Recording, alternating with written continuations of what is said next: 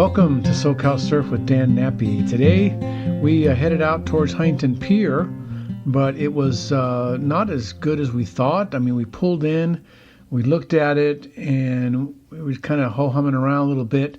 I saw some nice corners, so I thought, let's do it.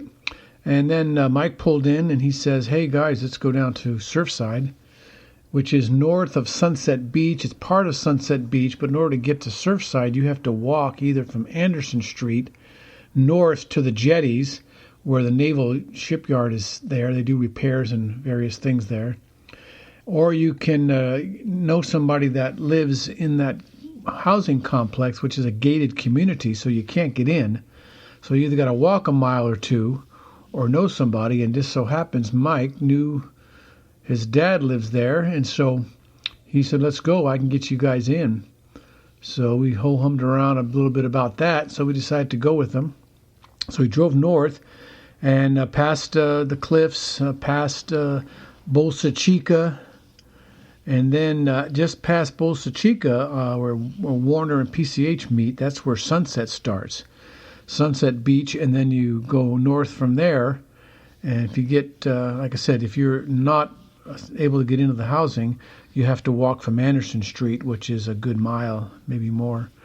But we were lucky enough to get in, so we parked our one of the cars, jumped in the other one, and went on down to the end. And the house was right there on the end of the north end of the housing development, so it was a short walk out from there. So we walked out, and it was there were some great peaks left and right. We saw some by the jetty, which was north, and we looked a little bit to the south. We saw some real big waves further south, but right straight out from that end of the housing was pretty good. So we decided that that's where we're going to go out, and we paddled out, and I got caught in kind of a current, kind of a rip current, which kind of drags you out, and this one kind of swirled around, so it drags you out and then over, and then out and then back. So I was getting turned around and around, and the other two guys went further south. I tried to paddle south, but I ended up in the same spot. So I caught a couple of waves, and then I took the last one in and walked back, but this time I went past where we started to get out of that little rip current type area. And there I was, pretty stable there. The current wasn't really pulling us in any direction, so it was pretty good. But as the title, this one was called What Doesn't Kill You. You've all heard the expression, what doesn't kill you makes you stronger. Well, I guess I'm stronger today, because as we were surfing, those hurricane waves that had been produced earlier in the week down in Mexico had made their way up here, and the forecast said they were coming, but they weren't there when we looked earlier.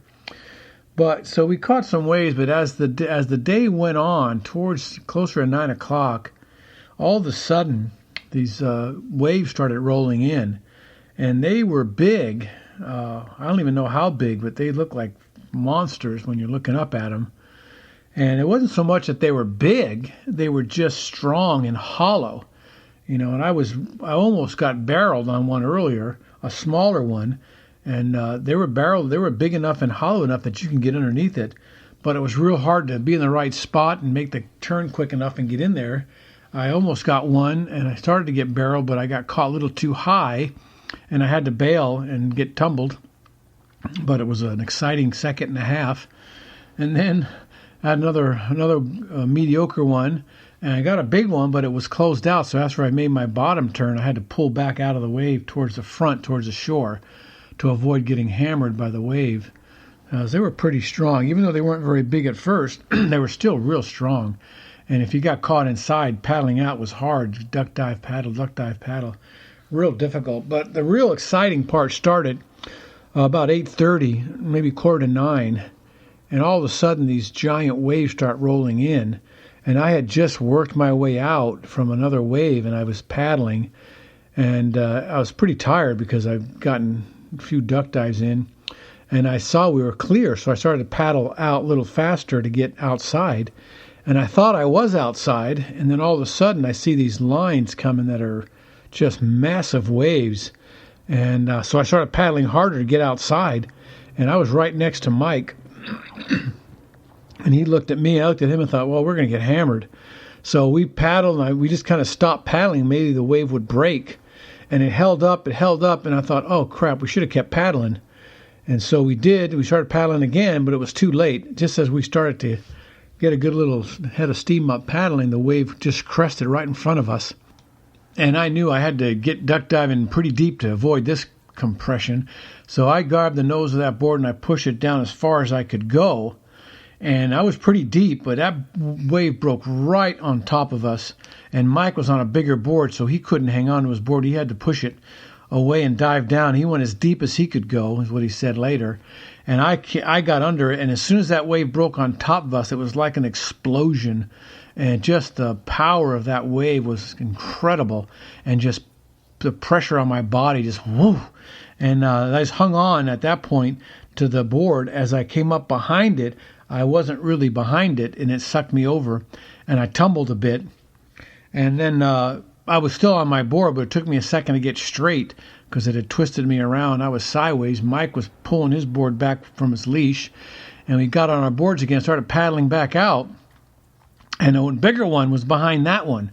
And so we debated whether we should swim in or out. And you always have a fight or flight reaction, and you thought maybe we should just paddle in. But I know that's a mistake from past experiences, so I paddled right for it, and the same thing happened again. We made it a little further out, but the wave was bigger and it broke further out, and we got hammered again. Boom! Just incredible explosion.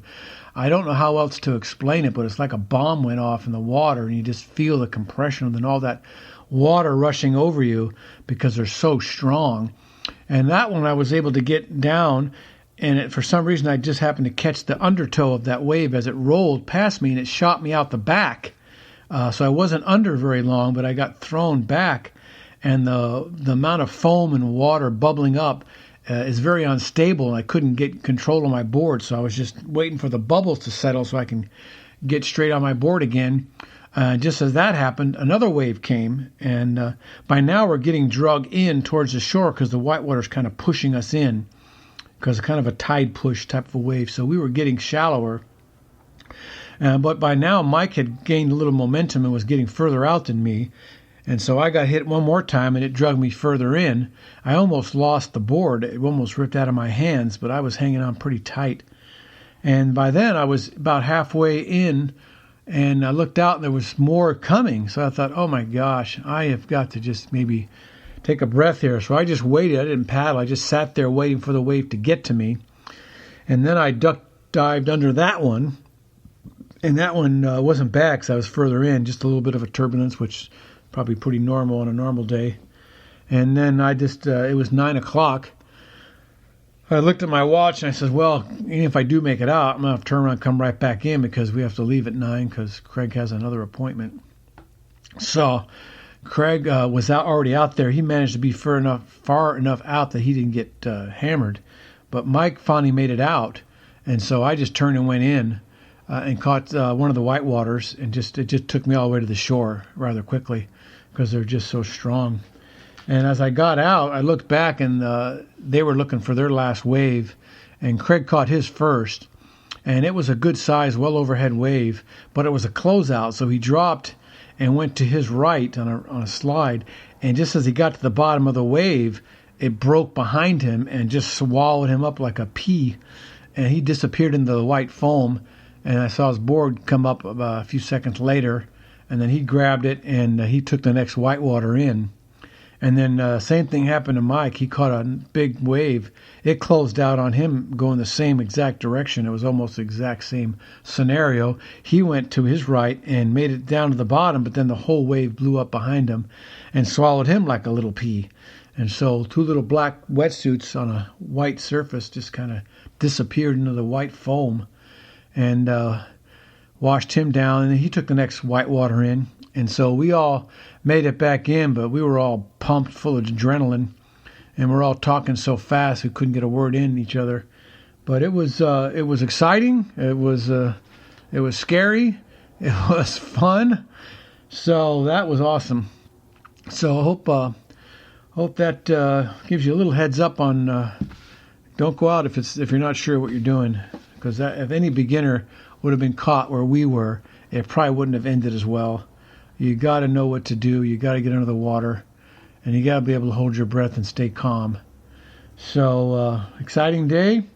Not so much surfing, more survival, but that's okay. All part of the experience. Thanks for listening. I think I'm still talking kind of fast. Thanks for listening. Check out our sponsors, Merch Hero, Swing Easy Hammocks, TaskBullet.com, and NappyClothing.com. Thanks so much for listening. See you soon. Thanks. Bye.